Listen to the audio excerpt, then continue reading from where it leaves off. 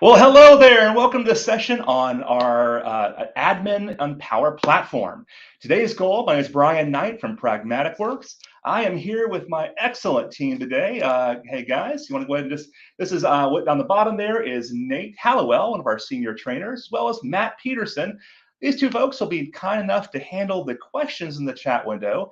So when you see Nate, which would have, I think, Power the People, I believe, Nate, or Matt will be the Pragmatic Works person, answering some of those questions. And if they have great questions, they'll try to answer them. And they'll try to also alert me of some of these questions as well as you guys ask them. So we make this a nice interactive session as we can. We have a lot of people on the line right now. I'll go ahead and let me go ahead and go solo here. There we go. And let's begin. So today's session is, let me go ahead and get my slides up. Oh, there we go. And there we go. All right, cool. And let me go ahead and sorry guys, all bumpy there. All right, so today's session's focused all about how do we administer and govern the Power Platform. Again, my name is Brian Knight from Pragmatic Works. You'll find my email address and my Twitter handle in the chat window. I'm a Power Apps MVP, which basically means I focus on the Power Platform, doing videos like this and writing books around that topic. I'm the founder at Pragmatic Works. We focus on training around the Power Platform, the Azure, as well as the rest of the Microsoft stack. And I've authored about 18 books. You can find those books outside the abandoned Blockbuster video on weekends. I sell them on a card table next to the guy who sells the pit bull puppies. So in case you're curious, you'll find me there this weekend. All right. Now, for our agenda for today, my goal is really twofold here. Helping you build an environment that's easier to govern with Power Platform, as well as making you kind of that center of excellence, making it where you can kind of answer questions like, what should I focus on? What type of app should I design for the different scenarios, in other words? So we'll cover the types of apps, how that affects your licensing decisions. We'll also cover environment strategies, like what strategy should I use for my company for different environments. Then we'll cover data loss prevention, DLP for short. And we'll cover solutions and security in the Dataverse. And we'll end our time with monitoring flows and Power Automate, as well as a Center of Excellence toolkit. So we have a very packed agenda. We'll see how far we get in the next hour and a half. We won't have any break times today because it's an hour and a half, but you can pause me and play me back later as well. All right, so let's start with how the different types of apps impact our decisions in the Power Platform. So there's 4 types of apps we can really choose from in the Power Platform. One of these is Canvas apps, and most people, when they think of Power Apps, they really think of Canvas applications. Canvas apps allow you to build apps that connect to almost 800 data sources. So that's the biggest differentiator when you're trying to guide your users on what type of app to build. If they mention things like I want to connect to Oracle, it's probably going to be a Canvas application. Now, the lines are starting to blur between these types of apps, but Canvas apps are typically going to be that pixel perfect, pretty kind of applications. So Canvas apps, again, the biggest marker, 800 data sources, and they can be free based on the type of license that you do, or can be included in your Office license. Let me rephrase that. Model-driven applications are usually perfect for those back office applications, things like you have an accounting team or you have a sales team. For those back office applications, these are not pixel perfect, and every other app style we're going to cover here requires Dataverse. And Dataverse is the database platform that powers the Power Platform family.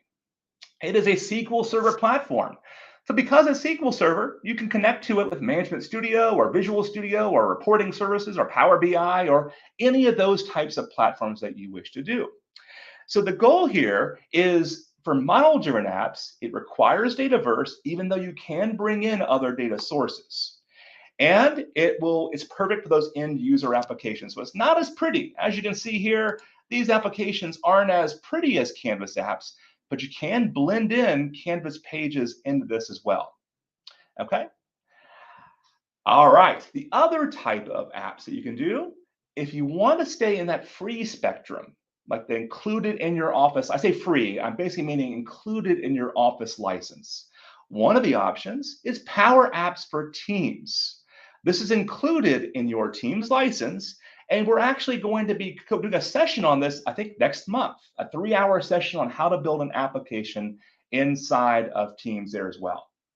So Power Apps for Teams gives a small version of Dataverse inside of each team, up to 2 gigs in data, and it can be up to 1 million records in a table. So when you're looking at comparing it to other data sources, it's still a SQL Server database behind the scenes, so you still can do lots of good stuff with it. However, it's meant for your end users to build applications very, very quickly. So what's nice about the Dataverse is all the plumbing that's in the Dataverse. Things like who created the record, when was it last modified, all that type of stuff is built into Dataverse for you. You also get some high level of security options built in there as well. The final option that we have is Power Apps for Teams. Power Apps Portals, which is now called Power Pages. Power Pages, or Power Apps Portals, allows you to build outwardly facing applications. So in other words, you can have this application that's viewable by outside vendors. You might have anonymous users in there. You can have a number of people like that that are all interacting with your application from outside your company. So if you have the requirement to have an outside person communicate with your application, a Power Page is likely the best option for you. Additionally, much of our decisions that we do are really based on licensing in Microsoft. So let's imagine, for example, you are a university that has 60,000 students, and different people might be using this application every day. You likely don't want to license all 60,000 students for Power Apps.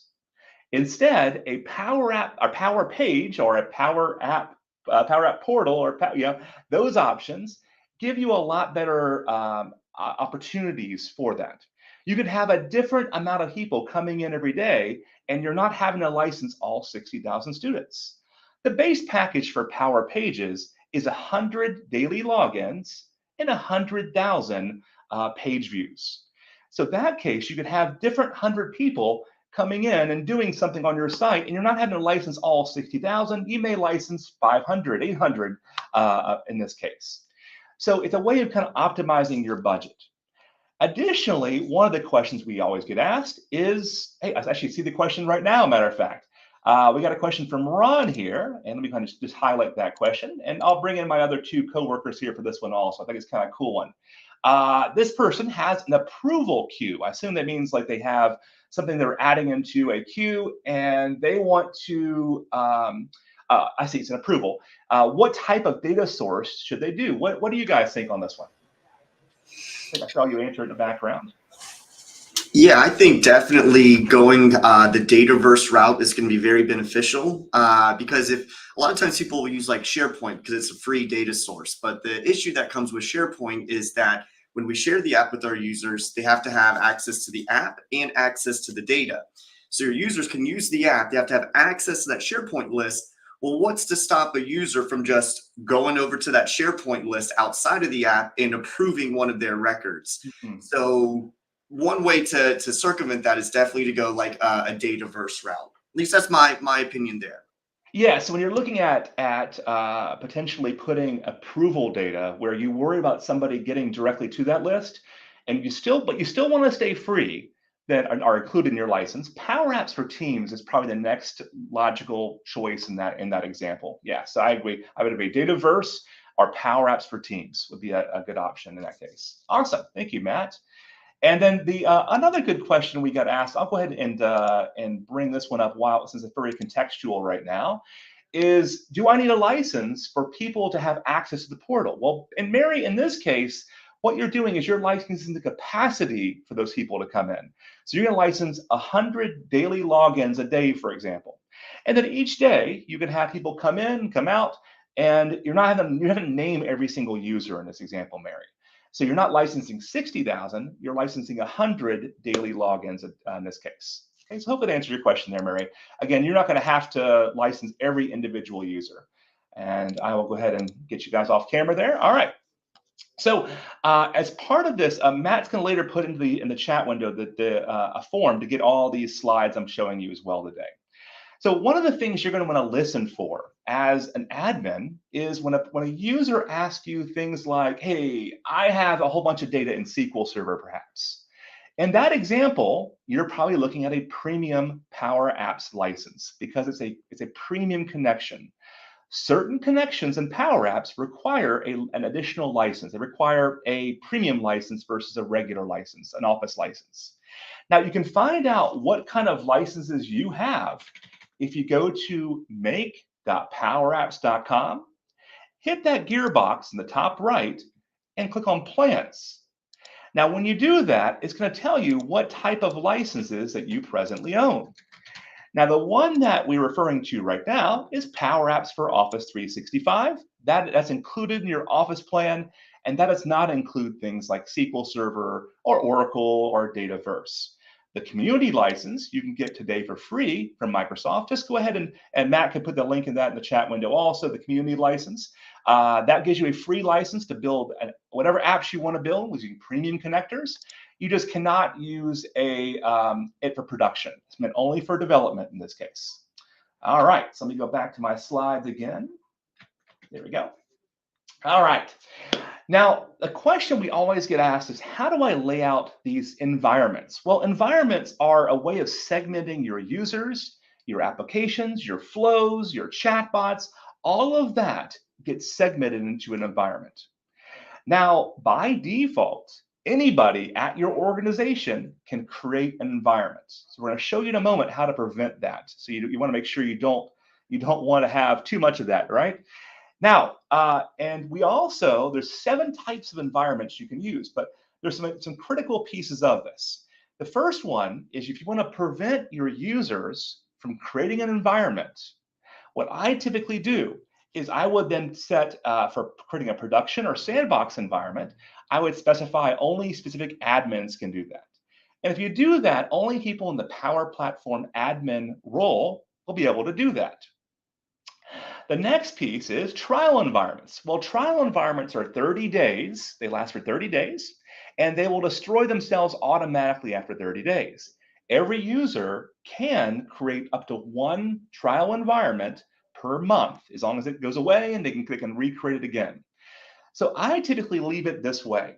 I will allow my users all day long to create trial environments, but I will govern them. And then I'll make it where only admins can create a production or sandbox environment. Now, why is that? Well, every time you create an environment, it is going to go through and build out a Dataverse. Well, that's not a full Dataverse every time, but it is an option. But every environment you create is going to require 1 gig of Dataverse space. And I'll show you in a moment where you can find out how much space you have. But by default, 1 gig per environment, unless it's a trial environment or a developer environment. Those 2 will not require it. So just be a little wary of that one piece. So when you set this option, I'll show you in a moment where you can set it. It's in the admin center though, and it will basically prohibit that bleeding in the future if you have way too many environments. With environments, less is more. I typically create a dev, QA, and prod environment for the company. And I might have one, if I have a multinational company, if I am ExxonMobil and I've got a division in Europe and a division in Africa and a division in Asian, I might have one of those in each of the data centers. So I'll have a dev, QA, and prod. Some people also segment it based on department as well. That's up to you, or an industry in this case. So there's also a default environment. Now, likely in your case, the environment is going to say something like your company name, default. And you're going to find that up in the top right at make.powerapps. You're going to see all of your environments right here at make.powerapps.com. And you'll likely see one that has like my company and then have the word default, the word upgrade in parentheses. It might say one of those 2 things based on when you started with Power Apps. This environment is the wild, wild west. So it's poorly named in this case. I would typically rename that environment to personal productivity because that's what the purpose of that environment is. It's for you to build an application with a coworker, but not an enterprise application. This environment is not going to support full ALM, application lifecycle management, because there's no dev, QA, and prod environment. It's just a default environment. So be wary of what you put in the default environment. Everybody is a maker in that default environment, meaning anybody at your organization can create an application there. So if you are a university with 60,000 students, you have 60,000 makers in that environment. So you're going to want to really limit what can be done in that. It gives IT the willies, right? That's where data loss prevention comes in, and we'll cover that in just a few moments here also. All right, so the default environment, everybody is a maker. Additionally, you do not want to put critical applications in there. The reason why is you can't have you in that environment, you don't have a proper dev, QA, and prod kind of ecosystem in there. So try to avoid doing that also. Additionally, there's lots of other goodness that we can do, but we'll cover that in just a moment here. So here is the way I typically lay out environments. You'll have a default environment where I got everybody's a maker. I have a developer environment. Now, this is me personally. I have a Brian Knight environment. Matt has put in the chat window, I believe, a link to the developer plan at Microsoft. And what that developer plan gives you is unlimited applications. This is like a personal laptop that Microsoft is hosting for you. And inside that, you can build whatever you want to build. Power Pages, you can do whatever you want to do with premium connectors. But it's not meant for production. It's meant for training, for development, and all that. So what most organizations do is they have that developer plan right there is used for letting a developer do skunkworks projects or to build really quick pieces, applications for themselves, but not for production. Then what I typically do is I will do this theory you're seeing right down here, where you have a dev, test, and a prod environment for each major section of the company. Now, for a smaller to medium-sized company, this might be just one for the entire organization, and that's absolutely fine. So if you have less than a couple thousand employees, then this is just create one dev, test, and prod environment. Perfect. Keep in mind, each one costs you a gig of Dataverse space. Okay, that's why I try to limit that down. And you also want less to manage. You don't want to have 200 environments for every single department at your company. So now, if you have an important project, a super mission critical app like Dynamics, you might create your own dev, test, and prod for Dynamics or something that's super mission critical there also. Okay, so this is how I'll typically lay it out. Also, I have a little checklist here for you for security systems here as well. To access all the environments, if you are either a global admin or a Power Platform admin, that gives you access to kind of manage all those environments. There's still a role that you're going to want to assign anybody that's managing the Power Platform. You'll find that in the Office 365 Center. You just go ahead and select it and assign that role to that person. Your homework also is to restrict any kind of new environments that are done. And you want to treat that default environment as personal productivity. So I typically will rename that environment. I'll show you how to do that in a moment also. Lastly, as you do this, you can assign certain AD groups to be owners of that as well. Okay, so here we go. And next up here, so how do I rename my environment? Well, let me actually show you instead. I'm going to just open up a quick demo here. Now, again, these environments are your container. This is how you're going to segment your users and segment what their role functionality is inside this. So looking at this, you'll see my developer environments. There's a little bug at Microsoft that one day, and I got 4 of them, looks like. So there is a developer environment that has your name environment if you've actually signed up for the developer plan. The developer plan is free, and again, it's in the chat window there for you. Now, you also then, you'll notice I have a personal productivity environment. So how did I rename that? Well, if I go to the gearbox, if I have permissions to do this, anybody can go to the admin center right here. So go ahead and click on that if you want to play along with me here. And there we go. Now the admin center is, you'll be able to see any environments underneath this environment word right here that you're the admin of. So if you're a Power Platform admin, you'll see them all, hopefully. If you are not the Power Platform admin, you might see just none or one environment. Whatever the case, that's all based on your permission levels. So if I select an environment like this, the September event, this is a trial environment in this case, and then up in the top right, once it opens up, I'll be able to hit the edit button.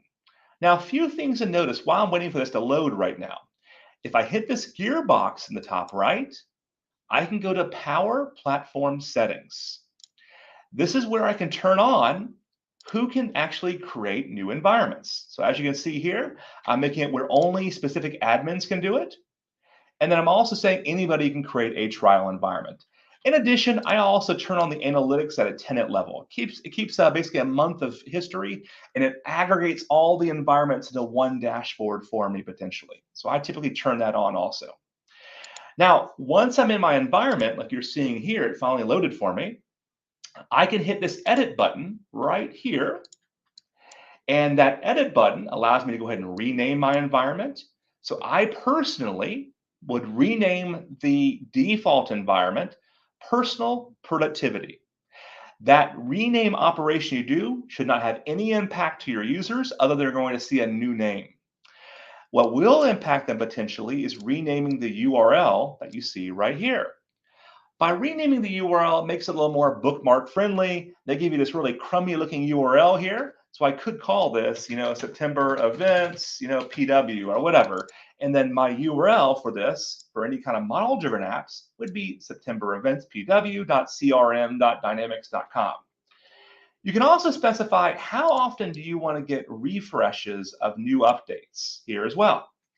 And then lastly, the security group option. This is where you basically create an AD group of what users are allowed to be even added to this environment. If they're not part of that AD group, they cannot be added in this environment at that point. Okay, so lots you can do inside of here, as you can see. Additionally, this is where our users and teams are going to come in, and I keep on mentioning this word Dataverse and how much space you have. One of the questions I see in the chat window is, how do I determine how much space I actually have in my organization for Dataverse? So on the left side, you'll see resources and capacity. And this is where we can see, I'm running a little low on space. For every user you license, like right here, I can hit this little arrow right here, and I can get the list of licenses. Every user I license gives me 250 megs of space. For every app I license, gives me 50 megs of space. And you can also buy additional capacity here as well. I've actually licensed 3 more gigs in my environment here in this case. So you can always license more if needed. There are 3 buckets of space. The data space is the expensive one. The data one is actually your tables and all that kind of structure. The log one is relatively inexpensive. It's for having an audit history of who's changed the records and all that. And then additionally, you have file space there as well. This is for storing any kind of PDFs or any other kind of documents that you want to store. Now, additionally, you'll see add-ons. This is where you can kind of assign to an environment any kind of add-ons that you may have bought as well. Okay. So lots inside of here. For team space, you can go to Microsoft Teams, and I can see all the teams that I have a license to right now. They have a license of Dataverse. So each of these have up to 2 gigs of space, and we'll see at the bottom, even if you're not an admin, you'll be able to see at the bottom how many teams can I still have that have Dataverse. So it's very, very easy to do that, and we'll actually be showing that in our next webinar next month. Okay, so those are a few of the cool tips we can do around this. Just watch out. If you run out of space in Dataverse, it'll start sending you nagging emails, and it's not going to shut you off immediately, but you'll get some nag emails and you'll start to get some alerts at that point. So in my case, you'll see I have less than 1 gig of space available. Because of that, I will not be able to create another environment at Pragmatic Works in this case. Additionally, one more thing to show here, as I go back to my environment here, all right, there we go. This is one of the environments I had earlier open. You'll notice at the bottom, they do a few major releases every year. When they first do a major release, this is wave 2 that was just released about 2 to 4 weeks ago in this case. You'll notice it's turned off right now. So it gives you the ability as an administrator to decide when I'm going to release this. Eventually, Microsoft will apply it for you automatically. But you have the ability in this case to go ahead and say, yeah, I want to go ahead and do it now. And if I hit upgrade now, it's going to start that process of upgrading my Dataverse to the latest release. Make sure you do that off cycle, like not do it in the middle of the day like I just did it, like a numbskull there. But this basically is going to slow down your Dataverse while it's doing this process. It gives you a little warning saying it's going to be slowed down. So people that are developing against this might see some locks during that time. They won't be able to add tables, for example. Your users will see a slowdown, but your developers will be kind of locked out while some of these items are doing their thing, just temporarily. This process takes about 15 minutes, depends on how busy they are right now. So this is done twice a year. This is wave 2. So this is our summer release here. I say R, not Microsoft. It's Microsoft summer release. And we'll come back to some of the other settings you're seeing inside of here also. We also have a question here from Dustin, and the question is, let me go ahead and go back here. Where do you recommend storing docs for applications? Well, you can store them in Dataverse, Dustin, but it's a lot more expensive to do that. It's cheap space. It's like a very inexpensive relative to data space. But SharePoint is generally a cheaper solution for you, and it's going to be more discoverable. You can also put them inside of Azure Blob Storage. But if you're building a model-driven application, Dustin, you can choose to put it in Dataverse or put it in SharePoint. I typically do a blended approach. I'll put some docs in Dataverse, and then for my bulk docs, I might put them inside of SharePoint. So there's a checkbox I'll show you later, Dustin, on how to do that, but pretty simple to do that. All right, cool. Let me go back to my slides again. So in that little quick demo, we saw kind of some of the environment settings and kind of how to set those. I also showed you how to turn off to where anybody can create Dataverse. Now, in reality, our strategy is going to be to put data loss prevention in place. Matter of fact, I'm going to jump ahead real quick and right there. All right, and we'll come back to the other one in a moment here.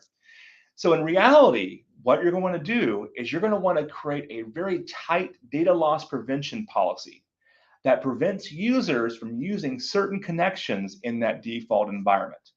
So for example, let's imagine that you've got a university with 60,000 students. And keep in mind, everyone is a maker in that environment. So because everyone is a maker, anybody can create applications that use potentially a premium connection that will cost you a license of Power Apps.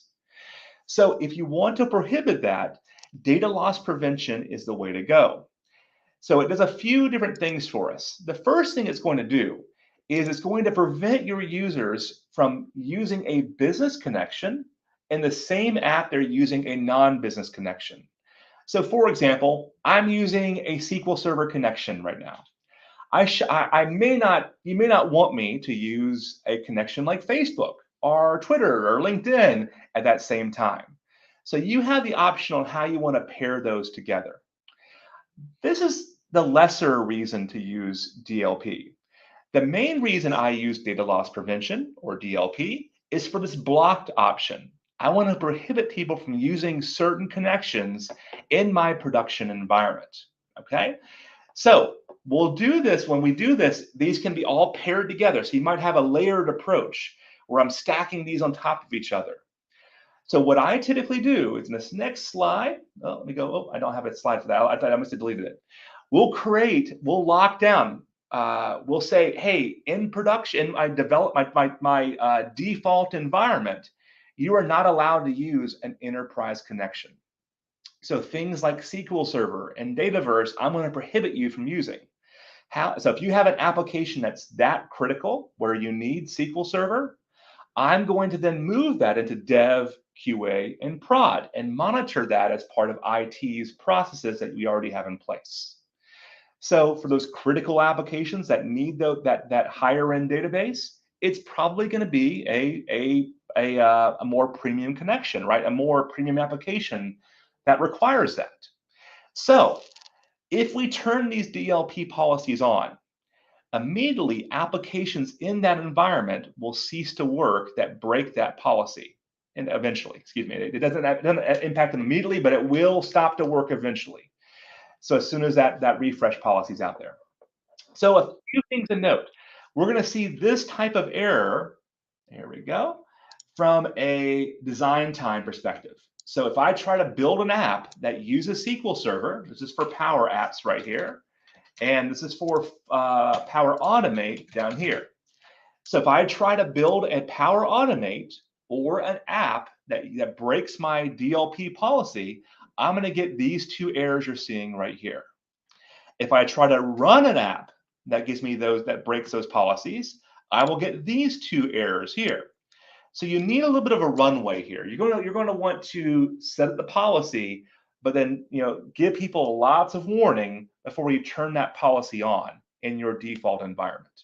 Otherwise, apps that have been working for years will all of a sudden be suspended for automations, or they just will stop working for Power Apps. So be a little careful on that side. All right, let's see how we create this policy. Again, so what I typically do is I will create a policy that stretches across my entire environment that says no SQL Server, no Dataverse, no premium connectors, in other words, okay? Except for my dev, QA, and prod environment. Whether you want developers to be able to use those premium connections in their own developer personal environment is up to you. I personally allow it because it's not going to cost me anything, but it's up to you on that piece. So let's hop over to my admin center and I'll show you how I did this. So we're going to build it from scratch here. I'm going to delete my policy today just so we can kind of see how this looks here. So I'm going to go back to my admin center that we were in earlier. And in my admin center, oh, I got my cameras out of focus here. There we go. Oh, let me try, maybe. All right, sorry, I'm out of focus here. That will annoy you guys eventually, probably. I'm gonna try one more time. 2, 3, and that's better. All right, so a few things to note here. If I go to the left side where you see policies, one of the policies is data policies. This is where I'm going to create my DLP. As you can see, I've disabled mine for the time being. I'm then going to hit new data loss prevention policy. I'll give it a name like webinar. Okay. I will then hit next. Now here's where the fun starts. I say fun, it's where we start to get the lock things down. What I typically do is I block as much as I can block in my other environments other than dev, QA, and prod, and personal developer environments. So I'll look at what can I block first of all. Hit this little down arrow under blockable and say, just show me the blockable stuff. I'll hit apply.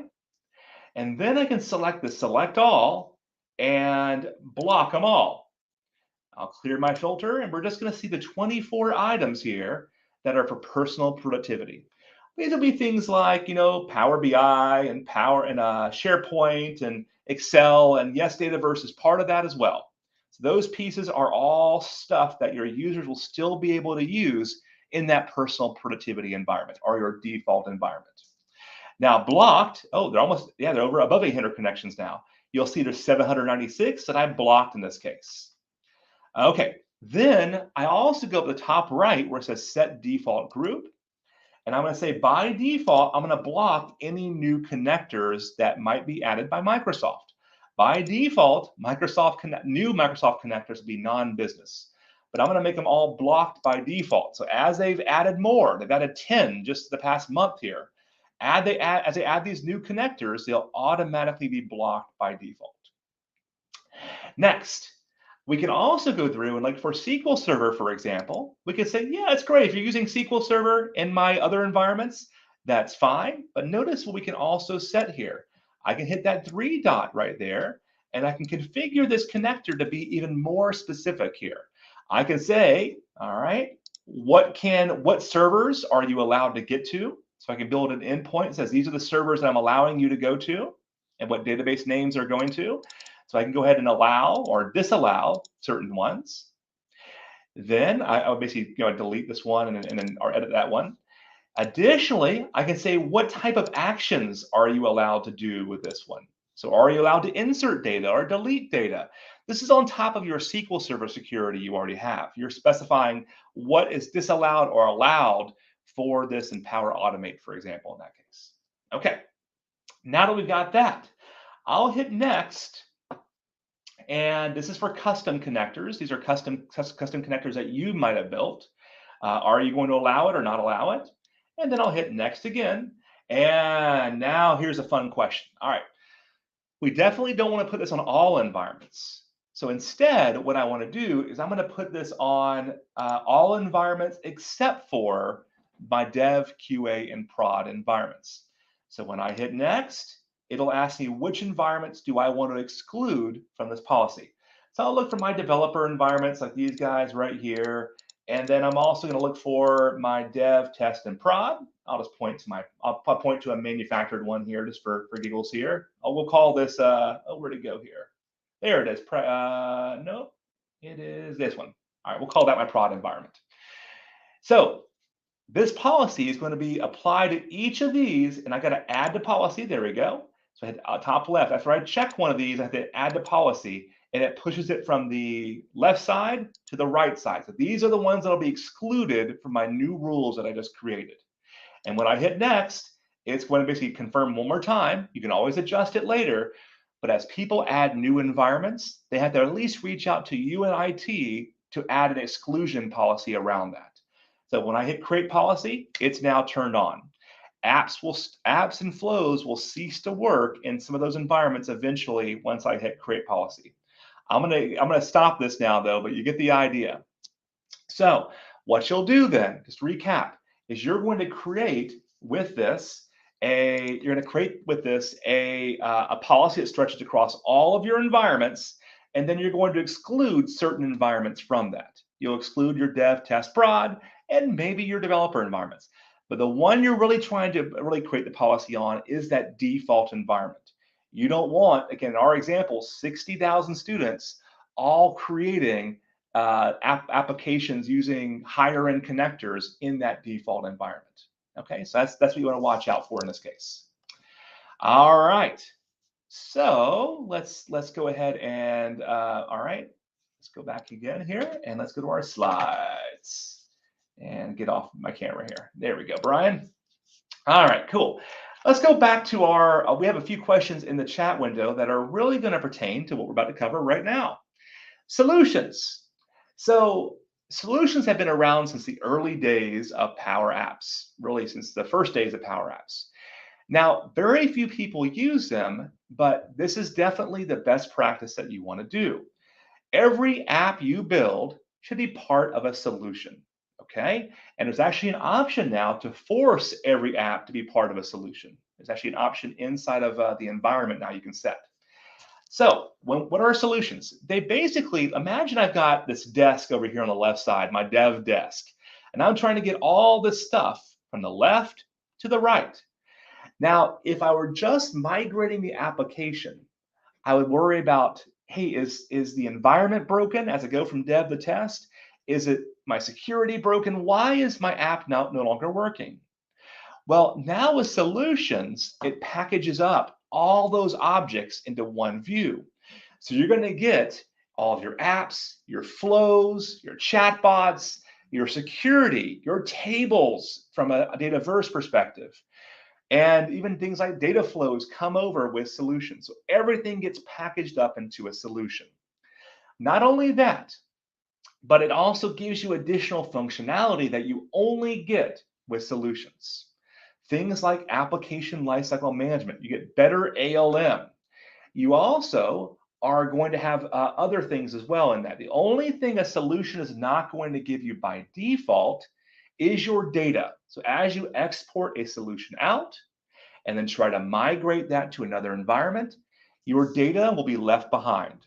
Your choices do come over for drop-down boxes, but your raw data is left behind. And that's on purpose, because you may not want your dev data to pollute your prod environment. So that's why we typically will prohibit that in this case, okay? There's also a notion in a solution of a publisher. And a publisher gives you the option to say who is responsible for this solution. Okay, it's the IT group or it's the HR group or whatever. You typically are going to create one publisher per department at your organization or one per company. You should not create a publisher per developer. This should be one publisher per group of people, not individual. So there's a few things it's going to do for you. The first thing it turns on for you is when you do publishers, every object that you create in that solution is going to have a prefix. So imagine, for example, I create a publisher called Pragmatic Works. It's going to ask me, what is my prefix? So I'll create a prefix of PW, for example. And then my table will have PW underscore table name, like that. So why is that cool? Well, that basically allows me to group my tables together like a schema. So that way I can then easily, when I migrate my tables, I can figure out which tables belong together. Also, when I open up Power BI and I point to that Dataverse area, I'll see a list of all my tables that belong to this solution or that publisher together as well. In addition, if you create a table called request, that's for HR request, and then I create one called request for finance request, those two tables can live harmoniously in the same environment because we have different publishers. So yours might be called finance underscore and mine's called HR underscore. Those can live in the same environment in this case. Okay, so publishers are extremely important. You have to have one. There's going to be two that Microsoft gives you. Do not use those default publishers. Use your own publisher. In addition, solutions also give you something called environment variables. These are extremely cool for when you're trying to move a solution from dev to QA to prod. In this environment, if I want to use an environment variable, I can basically create an environment variable that says for my Canvas application, for example, that uses SharePoint, here is an environment variable that points to where is my SharePoint location. All right, let's think about that. All right, so for example, if you were to build a SharePoint application today that uses SharePoint as a data source, a Canvas application, and you now want to migrate that from dev to production, and each of those environments have their own SharePoint list. So I have a dev SharePoint list over here and a prod one over here. I know it's sometimes people just make production everything. But in this example, if I hand this to an IT admin to import into production, he's going to have to open up that SharePoint, that Canvas application, delete the connection in tables, re-add the connection that points to production now, and then re-add those SharePoint list again. You see the problem? That kind of sucks, right? And the chance of success goes dramatically down the minute somebody has to open up that application in designer mode. So instead of that, what we want to do is we want to create an environment variable. And environment variables allow you to externalize some of the configurations of your applications. So for example, you might have an admin email address that's going to get notified if something goes wrong. Or you might have a SharePoint list where you can point to what SharePoint list I want to go to in prod versus dev. These can be automatically created for you also. I'll show you where that's at in just a few moments here. So in this scenario, if I export out of dev and import into prod, it's going to ask the IT administrator, where is your SharePoint list in prod? He'll point to that SharePoint list. He's all done. He never has to open up the application. You see why that can be critical? That makes things so much easier for him as an IT administrator. There's two types of ways I can export this out and move this somewhere else. One is a managed solution, and the other one is an unmanaged solution. For an unmanaged solution, if I were to send you my unmanaged code, there's a lot of questions on things like traditionally you'll see things like in certification tests around this type of topic here. So if I were to send you an unmanaged code right now, unmanaged solution, you will be able to change anything inside that solution. You are now an owner of that solution because you imported my solution. So you can change my tables, you can change my apps, my flows, whatever you want to do. So that's good from going from my development environment to your development environment. Perfect, right? So a managed solution, if I were to send you managed code, you are not going to be able to make certain changes to my solution. So you'll get a big warning bar up top saying this is managed and you can only change X, Y, and Z. You might be able to add new charts. You might be able to add new display labels, for example, but at its core, it is locked down. So where does that one make sense? Well, that one's going to make sense for going from dev to QA to prod, right? Likely, I want my QA environment to be representative of production, and I don't want people to make changes willy-nilly to my production or my QA environment. So when I install this code as managed, you can no longer make core changes to the application or the tables. So if I were to install this as unmanaged code, my environment starts to drift, right? I might be panicking, trying to fix a bug in production, and I make a change in production. Now my development is out of sync with production. So when I go and I put version 2 in production, that bug is now reintroduced. So you make sure that you do manage for production and QA. There's also a default solution that things get added to by default, and you can turn it on to where things have to be added to this by default. So typically, though, I would create a solution, your own solution for this.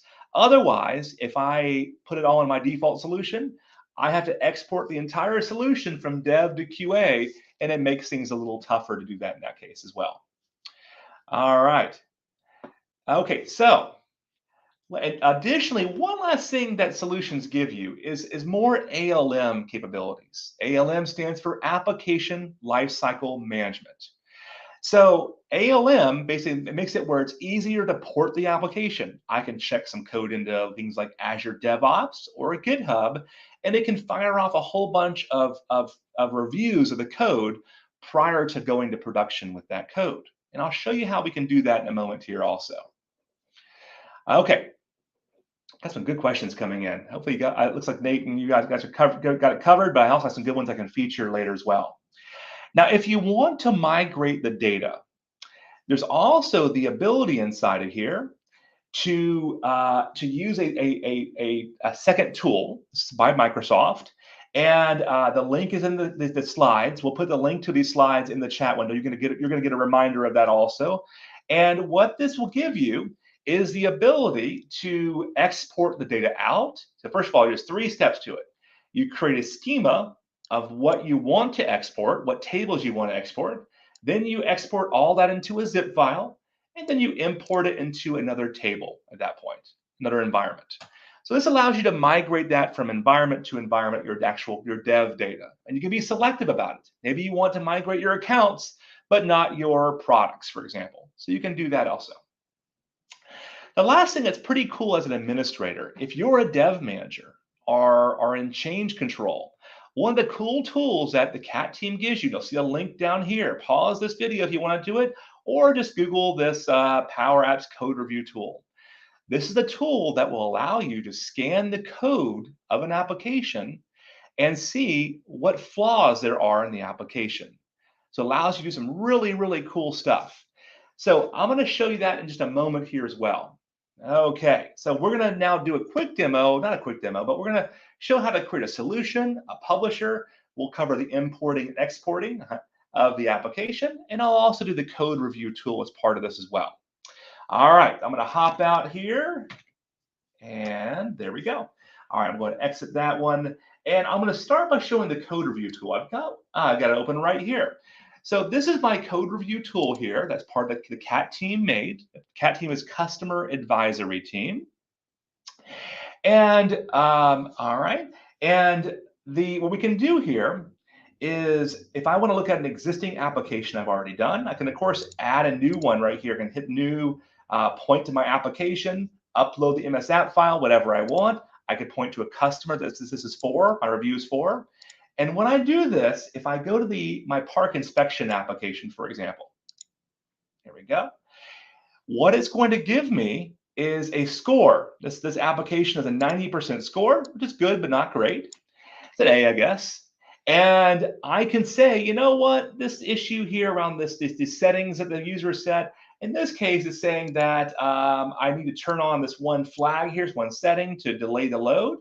I can say, yep, and this is why it's important. I click on this and add notes about it and see why it's important as well.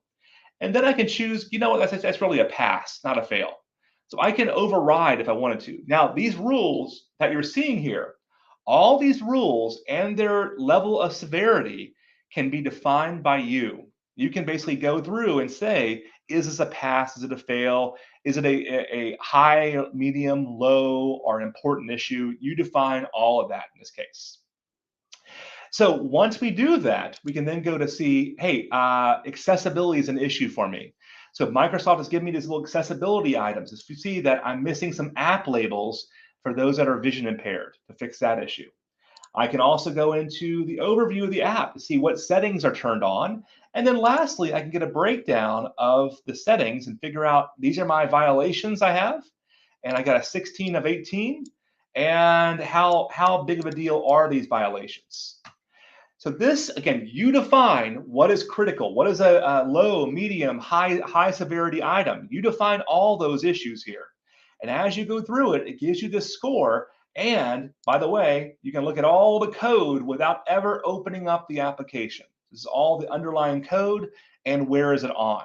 So all that stuff can be defined here. Really slick application. It's free from Microsoft. Just go and download on that link I provided earlier there. And Matt, would you mind finding that and putting that in the chat window also? It's called the Code Review app for Microsoft. Okay, so that's one piece. So additionally, we have a question here from Killa J here. When I moved an app into a solution, I had to update all the connectors to reference connectors.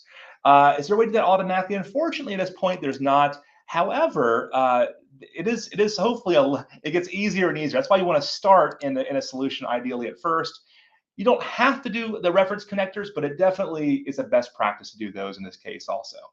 All right, so we had another question from Bill here.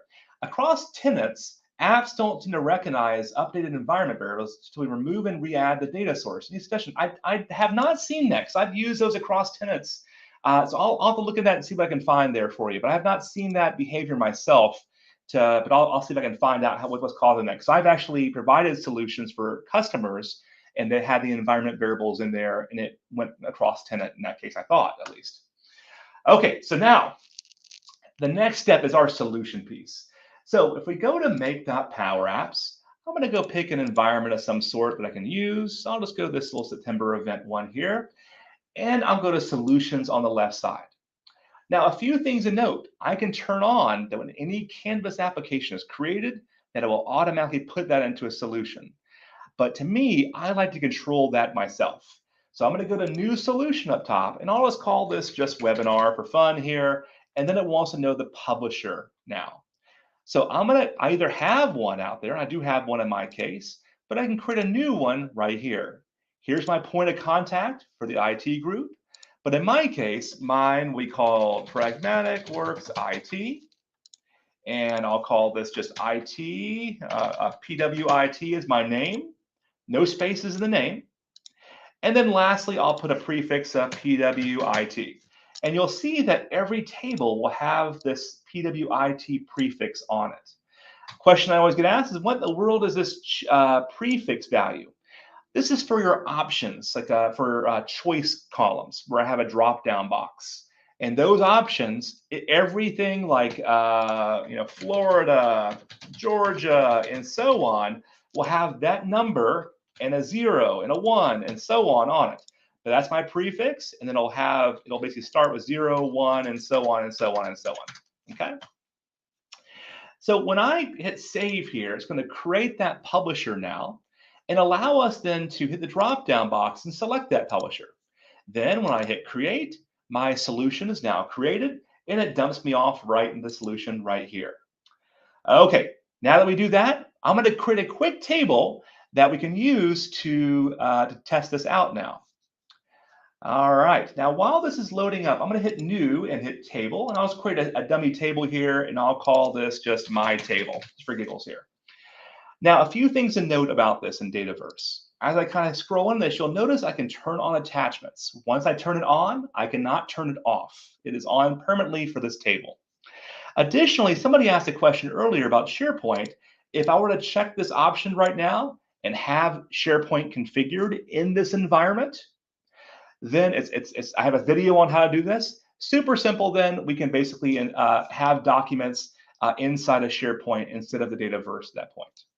Additionally, as I scroll down, we can turn on tracking of my data as well. This will basically say, hey, John has changed his salary from A to B. On this date, here's the old value and here's a new value. So by checking that box for highly critical systems, this is an awesome option to check. I'll go ahead and check it now just so we can see it. Additionally, as I check this, it has to be turned on at the organization level and at the tenant level. I'll show you how to do that when we get to the monitoring section a little bit later. Now, once you do it, you can also, by the way, turn it on and off at a table level or at a column level as well. So once it's on at a table level, you can decide which columns will trigger that audit. This is going to use your log space in Dataverse, and you can define how long you want to keep these logs also. So let's go ahead and save this table, and I want to show you a few of the gotchas we can then do here. All right, now while we're waiting for this to save, I have a question from Karina. Karina's question was, can I simply duplicate DLP with connectors already selected? Now, there is something, Karina, called the Center of Excellence Toolkit, and one of the tools is a DLP manager. That one does allow you to do that, and we'll show that a little bit later today also. Just a heads up on that one piece. That's where the Center of Excellence Toolkit is pretty slick in that case. Okay. So now that we have here, one more question here that I thought was pretty pertinent here from Lisa. Is it okay to have a citizen developer make an app, export it, and then import it into another environment? Absolutely. If you do a service account, you can absolutely do that. However, the Center of Excellence Toolkit also has the ability to reassign the owner of the app to somebody else. So I'll show you later today, in just about 20 minutes or so here, the Center of Excellence Toolkit, and one of the options there, Lisa, gives you the ability to basically reassign. This employee left the organization; it's now orphaned. I can then assign it to somebody else instead. Okay, so I have my table now assigned. Now you'll notice that when I go to a column here and I create a new column, look at all the plumbing in Dataverse. Who created the record? When was it last modified? What team do they belong to? All that stuff is extra metadata assigned to every record. I'm going to create a new column, and I'll call this just salary in this case. Now, in this example, this is going to be a currency field. And I'm adding this to show you two things. One thing is, you'll notice on the right here that I can check column security. This makes it to where only certain people can see data in this column. Additionally, you'll see auditing is turned on by default if it's turned on at the table level also, which it is in my table. So I'm just going to check this option right here to enable security, and then I'll hit save. Now, once I do that, that column becomes protected, and only certain people can see the values in that column. But you can specify. Some people can see the data, some people can edit the data, and some people can create the data, and some people can't do anything with the data. So you can specify certain teams of users that can do each of those events. Now, looking at my solution again, go back, hit the little overview button right here. This is my solution, and you're going to see here that I can always add other stuff into the solution. I'm waiting for it to come open right now. Okay, Dataverse has been a little sluggish lately. Now, we can export right here, the solution. And if I hit export data here, it is going to export anything inside this solution. As you do this, as you make changes, you have to publish those changes, not necessarily table changes, but more things like your views and your forms and your apps. By hitting that button right there, it's going to publish all the changes that you may have forgotten to change. I'll hit next. And it's going to version automatically. I have 1001 this time. And there's my option to make it managed or unmanaged. I'll go ahead and make mine unmanaged in this case, and then I'll hit export. About 2 minutes later, that bar is going to turn green, where I can then download that, and it'll ask me a few questions as well. By the way, we can also select any of these tables and say, give me all the, show me the dependencies for this as well. So inside of this, we can go through and show the dependencies of these different tables right there.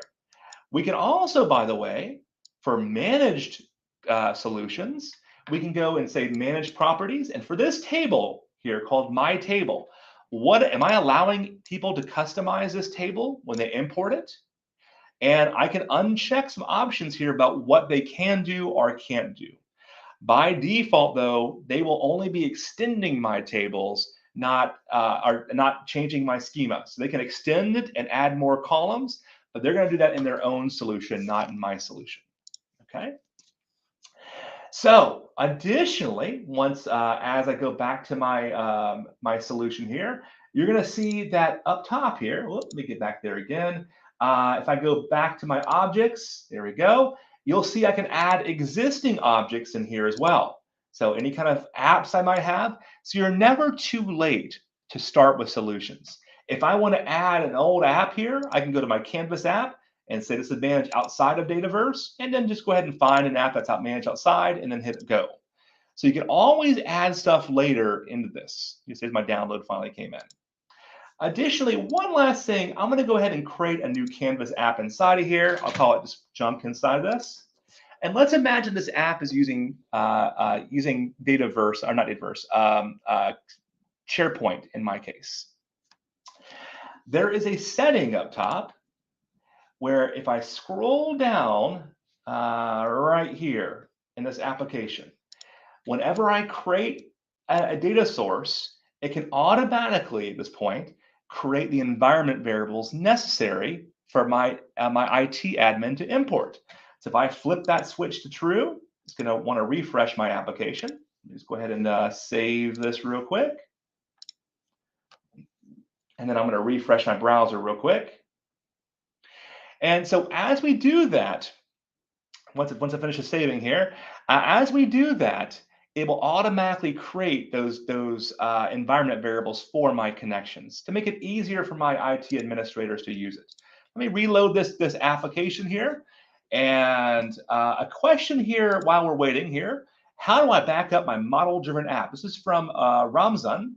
And for his answer, you can either check it in the source control, you can export your solution out, or you can use something like Azure DevOps or GitHub to do that also. There's a few options like that you can do.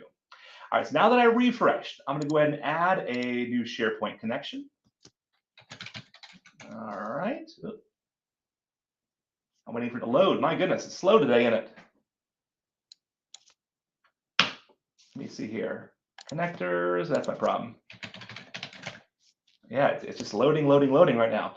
All right, anyways, what would happen, imagine if you will, if Power Up's a little faster today. I would see this the nature of a live event, right? I would select that. Come on, what is going on here? Let me try one more time. Add data and connectors. See, it's spinning and spinning, so it's not coming back up here. I'm going to try refreshing my browser one more time and see if it'll come in this time. Okay. Anyways, these environment variables also work in things like Power Automate as well. When you're using dynamic content inside of Power Automate, it'll ask you, do you want to use an environment variable for that? So things like administrators that you may want to alert, that all comes over as part of that. All right, let's see if we get any luckier this time. Connectors, and it's still spinning and spinning. All right, well, no worries. We'll just skip that demo for the time being. The environment's just being a little sluggish, and I don't want to wait for 30 seconds or 2 minutes for that to happen. All right, so let's go back to so what we showed you there was a code review tool on how you can import, export data from that. We showed you how to import or export your solution out. And by the way, if you wanted to do the same thing for exporting, I'm gonna go ahead and skip that, that's fine. We can also import the same exact way. So once you have that zip file downloaded, you can also, it is really, oh, you know why? I think I may be upgrading this environment to that latest version of Dataverse. So that's probably what's causing my issue right now. I bet you if I go to my admin center, we're going to find out that I'm actually doing that right now. So I bet you that's probably my issue. I sabotage myself. No, I did not do it in this environment. Okay, I thought it was this one. Okay. So additionally, by the way, as we were doing that solution earlier, you'll notice that if I hit the little dot here, we can import, like export the solution out. And if I unselect the dot, we can import it in. All it's going to ask for is a zip file of where is my file at. There we go. And when I select it, like this guy right here, for example, after I select it, it is going to import everything I need, including the dependencies of some sort. It would typically fail on this screen if there are any dependencies that were missing. And at that point, it gives you the opportunity to go and see what dependencies those are. But if I'm ready, I hit the import button and it starts to import that solution into my environment. Okay, it takes about 5 minutes to do that process. All right, so that is solutions for importing and exporting. Let me go back to my slides again. There we go. And I'm going to pass by the DLP side, and now we're ready for security. All right, there we go. Cool. All right, so we've covered quite a bit already, and now we're going very fast, but we only have an hour and a half here. A few things to note. This session we're doing today is part of our Power Apps. It is called Power Platform Admin in a Day, a workshop that we do. So you'll find the information for that right in the bottom of me right now. And what this does, this is basically a workshop where we do allow this more interactively. We've answered the question, what does this mean for me? Because it's a private event, right? We have a worksheet we go through to kind of determine that. And you'll see on that link down below, you'll see the actual link for this page right here. And there's our sample agenda in this, the full day event. And if you're curious, you'll find you can schedule time with myself and one of our representatives right here to kind of walk through what this looks like for you guys also. All right, let me go back to my slides again though. And I will go ahead and hide that for the time being. All right, cool. So there are a number of different security roles that are built into Dataverse as well as your environment. So the core roles you're seeing on the screen right now are the 4 biggies that you're going to make decisions on. We get a lot of questions usually about security when we do these types of things because frankly, it's really confusing at first. Security is a very, very big challenge in Power Platform because it's so much stuff you can do. So there are 4 security roles that you have by default. All right, first of all, environment maker. When I make you an environment maker, you can now build applications in a certain environment. It doesn't mean you can create tables or anything, but you're able to create flows and you're able to create apps and connections in that environment. Basic user. Well, basic user is more of a Dataverse role, and basic user gives you the ability to be able to see your own data, your own records for the core tables in Dataverse. What are those core tables? Things like contact table, which hold people, and the account table, which holds companies. Those are 2 core tables in Dataverse, and they will allow you to see your own data and provide basic functionality for your users here. Okay, as far as the model-driven applications. System admin is a superset of all the security roles. So if I provide you a system administrator for an environment, I don't need to provide you any more security roles because you can do everything now. And then lastly, customizer is going to allow you to create views and tables and customize the environment. And you can also view records that you own as well in the tables that you own. So you're a god of your own tables, basically, and you can go through and create new tables with that role. So it depends on what you want to do. Now, specifically for your application, let's imagine you're building an application that might be using Dataverse, and you want people to be able to only see their own data. The roles I would typically provide for them is basic user, and then you would create your own role on top of that. Your own role allows you to be super, super granular with what you want. So in other words, I can specify what records you're allowed to create, read, update. A question we always get asked is what in the world is append and append to? These are for associated records. In other words, you got a table called projects, and then you got another table called incidences. The fact that that incident table is pointing to the project table to figure out what project is this incident for, or change request for, that needs a pin and a pin 2 to kind of handle that bidirection in that case. So if you're linking, if you have any kind of lookup columns, a pin and a pin 2 are going to be important for those. Assign is where I can assign a record to you. I was the account owner of this record. Now I'm assigning it to you. Where with share, I share the record with you, and we're both administrators of that record now. So let's see how we can use this. Additionally, there's field security as well, which we're going to show you in a moment here as well. Field security allows you to be very, very granular with that salary column and what can be done. All right. Again, there are notes in this slide here. It's just tons more slides that we have that you can fill a form out to download that if you wish. There is, Julie, if you don't mind, put the link for that download in the chat window. I think you may have already done that. That will basically allow you to go through and see all the notes for all 100 and some odd slides, not just the 30 that I'm covering today. All right, so let me go back here again. And what I want to show you now is we're going to go to our solution where we created that little dummy table here. So I've got my solution. I think it was in my other environment, wasn't it? All right, here we go. And it's called webinar. So I'm going to create a security role. I'm then also going to protect the salary column. And then I'm going to assign that role to Nate in my, my audience here now today. So I'll start by creating a new security role. Notice I can do a column security as well as a security role. Let's start with security roles in this case. This is going to open up an old interface from Dynamics days. They're modernizing all these, but right now this is all we got for security roles. So now that I do that, I'm going to go ahead and call the security role. I'll call it project users, for example, and I'll put webinar so I know it's mine. There's a lot to this, and we cover a lot in our main workshop. But what I want to show you here is if I go over to core records, we'll see all the core tables that are in Dataverse, things like accounts and contacts and those kind of areas. And if I click on that word account one time, this makes it where I can see, edit, update, delete, and also assign records and share records that I own, records that are for me.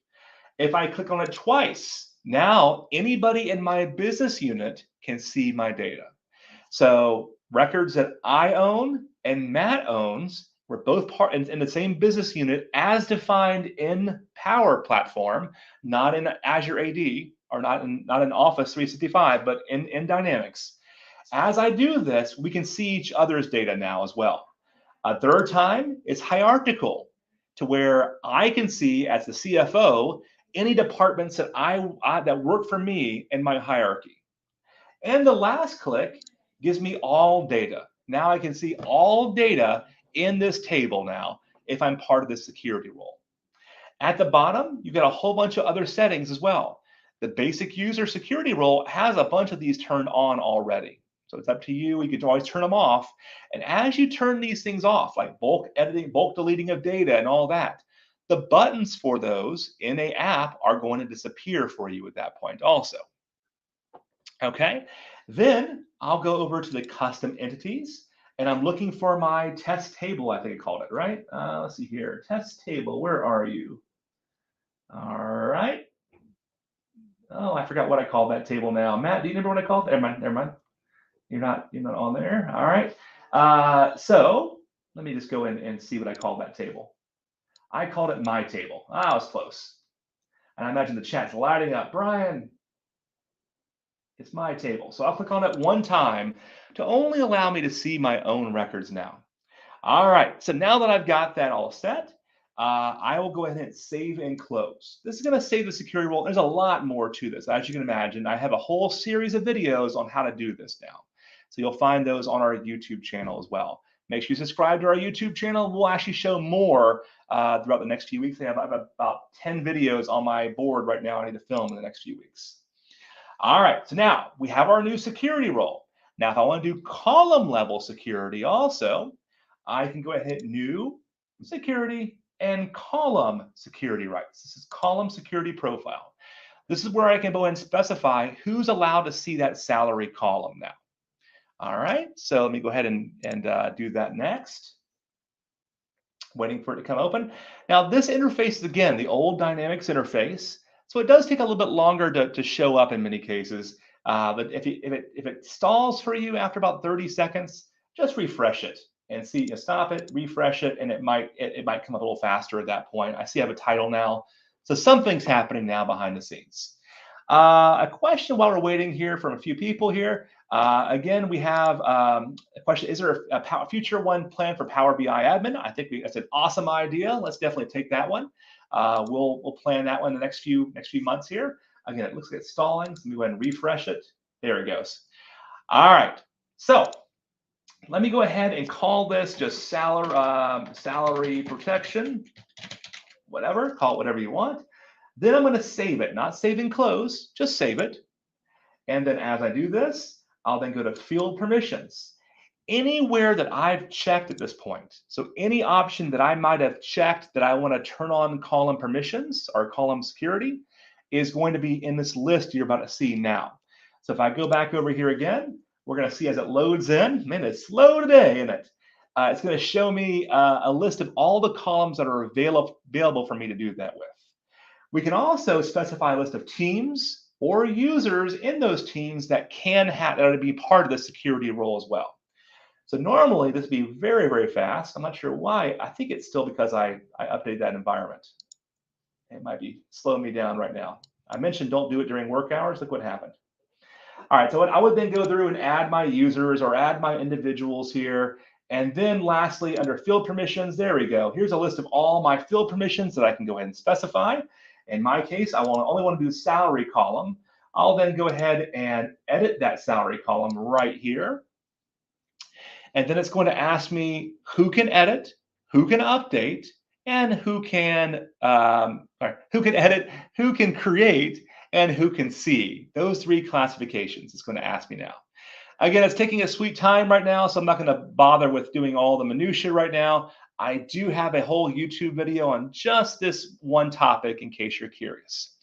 All right, so we'll go ahead and keep on going since I'm down to like 15 minutes now. All right, so what we showed you here, this came up here, is basically the screenshot you saw back in my slides. So what we should have been showing is this right here. We're going to specify who can read data, who can update, and who can then create the data also. So that's what this is going to give us if we got to that screen and you can see it still spinning. I think it's because that update is happening in the background that I may have checked. All right, so I'm going to close that. So after we do that, we'll now have that column security now in place. There it is. See, column security profile. That's now part of my environment also. So now that gets packaged up and sent to the next environment. So that was my next piece to show you guys. Now that we've added those pieces here, keep in mind my security role is called, what was it called? It was called Project User Webinar. I now want to add Nate as a user in this environment and give him those rights now. I'll hit the gearbox and I'll go to Admin Center. And I now want to add Nate to this environment. So in a moment, I'll go to Environments. I'll then specify the environment I'm in right now, which is called, has a little calendar icon next to it. There it is. All right. And then as I do that, I'm going, it is a patch. It is actually updating that patch right now. That's why it's so slow. All right, then I'll hit users. And I'm going to add Nate to this environment. So I'll add Nate. There he is. And hit add. Now, once I add it, in this new interface, it's then going to ask you what security roles should Nate be part of. Well, again, I want him just to be able to mess with my application, the tables in that. So I'm going to give him basic user, and I'll scroll down, and you'll see somewhere in here is my project user webinar right there also. Now, Nate is a system administrator also because he has that role, Power Platform Admin. So when he inherited the system administrator, I went ahead and unchecked that and just hit save. And there he goes. Now, in about 20 minutes or so, if I were to make him, for example, a environment maker, you might find it takes about 20 minutes for that to show up in his list of environments. So back here, see this environment list? It might take about 15 or 20 minutes to show up in that environment list. But then he would see that environment if he wanted to as well. All right, so that's how we can basically add it from the soup to nuts there. There's a number of ways you can share the app. This is outside the application, but the application sharing is just hit the 3 dot and do sharing. However, for me, one of the best ways for a model-driven app is I can basically share the app with the role and not with the users individually. So to do that, if I were to go over to, how about this app that Nate is building right here, I think. I'm sorry, Nate. I'm going to use my guinea pig here. And once this comes open, all right, we'll just open up the application. Matter of fact, I can just do it this way. I'll go to my gearbox here and go to advanced settings. This is all the hardcore settings in your environment. The stuff that, like setting up your SharePoint, for example, is all done under settings right here. You'll also see security. We've only shown a few pieces of security, but there's also more inside of this. Additional security, you can do hierarchical security, where a teacher can see her own students, the principal can see her own teacher students, and then lastly, this district can see everybody. So you can be very, very granular when it comes to that security also. And you set up the hierarchies right here. See hierarchy security, and you can also have your business units and all those kind of things here as well. You can also do positional security. Anybody that has a director title gets to have this security also. If I hit the down arrow again, though, I can go to apps and see all the apps that are in my environment. And I have, oh, wow, 404 error. That's an interesting one. Okay, I haven't seen that before in this context, at least. Again, I'm doing that update. I made the mistake of doing the update, and that's probably what's causing all this. But you would normally see a list of applications, and you would hit the little 3 dot, and you would share that application with an individual. For example, if I were to open up, okay, let me open up a record here, for example.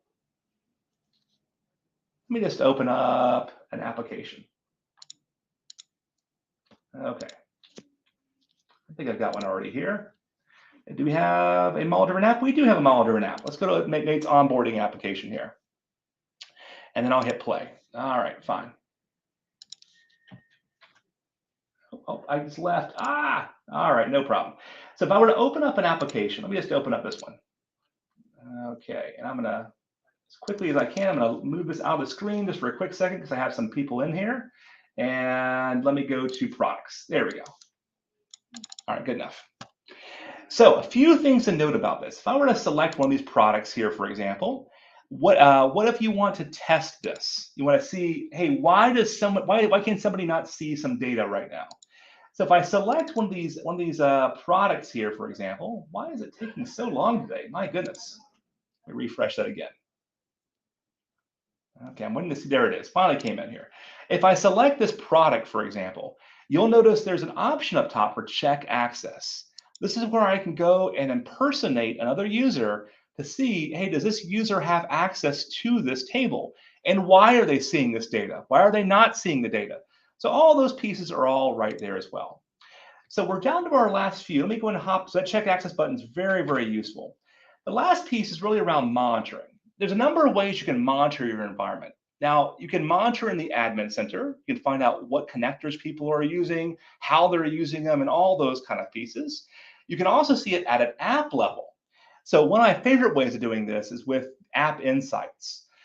And you'll see this in my notes in my slide. You basically set up an App Insight inside of Azure, and then any errors that happen get pushed up to Azure, and it gives you one dashboard to kind of view these error messages.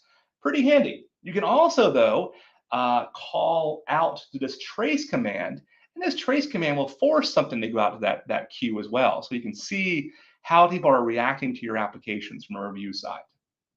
And you can query it this way. But one of the cool things that they have out there, there's lots of reviews you have out there, but one of the neat things you can do is something called the Center of Excellence Toolkit. This provides an interactive way of seeing across all of your environments. It's a free download from Microsoft, And if I go into the Center of Excellence Toolkit, like right here, I can see, all right, who in the world is using these premium connections? So I can drill in here and find out what department people are in that are using it. I can go and see that most departments or executives, looks like, that are using these. I can also select the SQL Server connections, and it will show me those apps on the right side. I can hover over it, and we can see that this app hasn't been used in 2 years. So why in the world is, we can see it's a workshop here in this case. It's obviously a test application, but it's costing me a license in this case. So you can go ahead and look at this. You also have a holistic view of your environments and how people are using it. One of all your makers, flows, chatbots, Power Automate, and Power Apps. All this kind of stuff is all in here for you. About 30 different reports in here. In addition to that, we had a number of questions earlier about the types of apps we can do. First of all, if I have a user that wants to request a new environment, this right here can allow my users to request a new environment and specify what kind of connectors they want here. As they hit next, they'll specify who they want to have access to the environment on top of that. Oh, let me not check those. All right, I'll pick Alexa, I'll hit next. And then lastly, what type of environment is it? Is it a production one or a development one? Give it a good name. And then do I want a database? Sure, I want a database. And I have to define a purpose of it. So when I'm all done and I hit next, it's going to go into a queue here for my administrator to go ahead and specify. I'm not sure what KWD is, but I went ahead and added it. All right, now that I've got that, it will live in the queue over here for the administrator to approve. And when I refresh it, I'll see that out here in this case, and I approve it, and it will create the environment with all the DLP already assigned to it. So all I do is got to select it, and then I can then review it and then approve it or reject at that point. So there's my environment right here. I can approve it, reject it, and if I approve it, it will kick off a process. As we know, in my case, I don't have enough space to do this, so it's going to fail, but I'm going to get an email in about 5 minutes where it basically failed to load that, or not less than 5 minutes, probably 30 seconds here. My favorite app though, is this one right here, where I basically have I can set orphan records here. So show me all this environment, show me all the apps. And for this one app, I want to go ahead and take ownership of that application. So I can take ownership, I can point to a certain user, and then when I do that, it will then transfer ownership of that application to myself now. You can also get a list of orphaned apps and orphan flows there as well. So it works for flows and for apps. This one in particular is for apps. There's also a flow one here, well here. Next, there's an ALM accelerator. All of this is part of that COE toolkit. And the COE toolkit we cover quite a bit of in our admin in a day. Here's the error that it's got from provisioning the environment. We can see I don't have enough capacity in that case. This is the ALM accelerator, part of the kit as well, the COE toolkit. This allows us to basically promote an app from dev to test to prod, and also run a whole bunch of checks as part of that. So lots that as you can see, we configure it this way and we use it the other way. So as you can see, there's a lot of applications we have inside of this. Now, we've had a busy time here. I think we've answered a lot of questions in the chat window. It looks like there's hundreds of them in the chat window, and I answered a few of them here. A few things to note: you'll find my email address. Oh, there it is again. Focused again. You'll find my email address in the chat window. There's Focus finally. Additionally, the Admin in a Day workshop you'll find right below me right now for more information about how you can do this privately and kind of brainstorm with us together.